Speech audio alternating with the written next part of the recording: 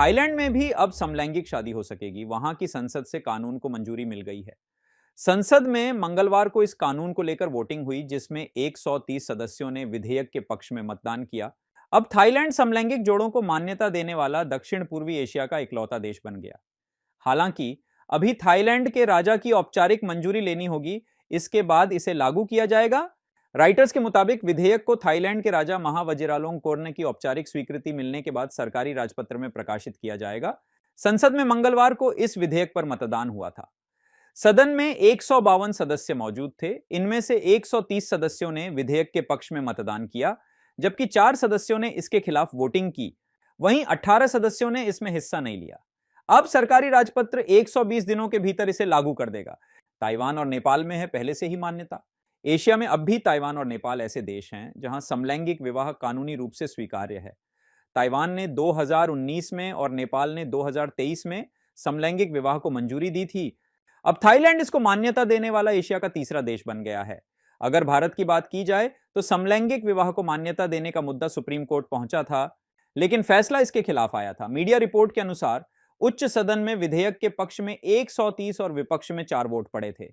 विधेयक में पुरुष महिलाएं पति और पत्नियों का नाम बदलकर लिंग शब्द कर दिया है और विवाह को 2 लोगों के बीच साझेदारी के रूप में परिभाषित किया गया है।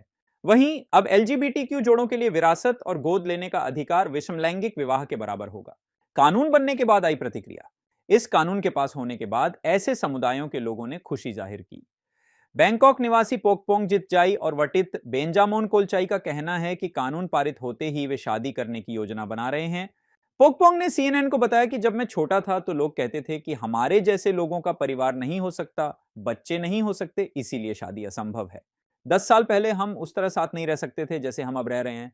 हम कभी भी अपने असली रूप में नहीं रह सकते जैसा कि अब संभव हो पाया है। मैं खुलकर कह सकता हूं कि मैं समलैंगिक हूं।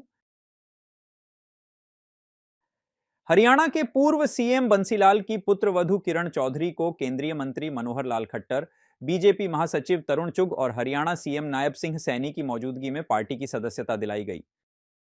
दिल्ली के बर्गर किंग में फायरिंग में हुई एक व्यक्ति की मौत। दिल्ली पुलिस को एक महिला की तलाश। प्रधानमंत्री नरेंद्र मोदी ने नालंदा विश्वविद्यालय के नए कैंपस का उद्घाटन किया, जो देश का पहला अंतरराष्ट्रीय और दुनिया का सबसे बड़ा नेट जीरो कैंपस है। एनडीए सरकार की यह पहल नालंदा की अस्मिता को नई पहचान देने की प्रतिबद्धता दर्शाती है। पश्चिम बंगाल राशन घोटाले के सिलसिले में अभिनेत्री निर्माता ऋतुपर्णा सेनगुप्ता कोलकाता स्थित ईडी कार्यालय पहुंची। इस सिलसिले में उन्हें दूसरी बार तलब किया गया है। जब उन्हें पहली बार तलब किया गया था तब वह भारत में नहीं थीं। दिल्ली की मंत्री और आप नेता आतिशी ने प्रधानमंत्री नरेंद्र मोदी को पत्र लिखकर हरियाणा सरकार से दिल्ली के लिए पानी दिलाने में हस्तक्षेप करने और मदद करने का अनुरोध किया है। उन्होंने पत्र में लिखा है, अगर हमें पानी नहीं मिला तो मुझे 21 जून से सत्याग्रह करना पड़ेगा और अनिश्चितकालीन उपवास पर बैठना पड़ेगा। नालंदा, बिहार। प्रधानमंत्री नरेंद्र मोदी ने कहा, भारत में शिक्षा मानवता के लिए हमारे योगदान का एक माध्यम मानी जाती है। हम सीखते हैं ताकि अपने ज्ञान से मानवता का भला कर सकें। 2 दिन के बाद ही 21 जून को अंतर्राष्ट्रीय योग दिवस है। आज भारत में योग की सैकड़ों विधाएं मौजूद हैं। हमारे ऋषियों ने इसके लिए कितना गहन शोध किया होगा, लेकिन किसी ने योग पर एकाधिकार नहीं बनाया। आज पूरा विश्व योग को अपना रहा है। योग दिवस एक वैश्विक उत्सव बन गया है। पीएम मोदी 21 जून को आ रहे इंटरनेशनल योगा डे पर जम्मू कश्मीर में रहेंगे। इस दौरान वह डाल लेक पर योग के आसन लगाएंगे। हालांकि यह सिर्फ योग से जुड़ा इवेंट नहीं बल्कि बड़ा सियासी संकेत भी है।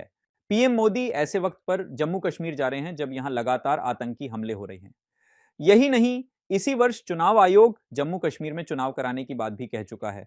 आइए जानते हैं ऐसे वक्त पर पीएम मोदी के जम्मू कश्मीर में योग आसन लगाने के क्या हैं मायने।